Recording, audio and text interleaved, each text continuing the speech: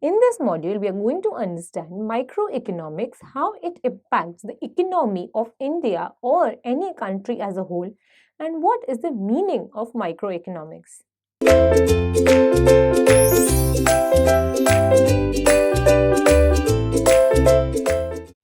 Microeconomics deals with economics on a very small scale. Micro is derived from the word micros and macros. Micro means anything on a small scale. When economy is understood by household, a single firm, an individual that is at a smaller scale, it is called as a microeconomy. What do you understand by the definition of microeconomy?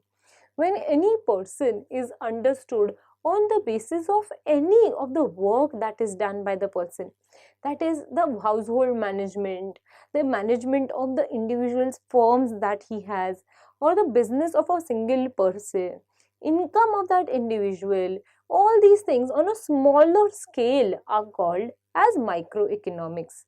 So microeconomics is a very smaller term.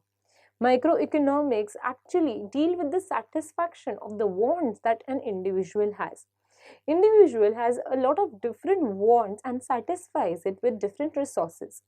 This process is nothing but of an individual is termed under the term microeconomics. In microeconomics, we understand different terms like wants, utility, wealth, goods and services, and all these different things. But basically, all these things come under the term microeconomics.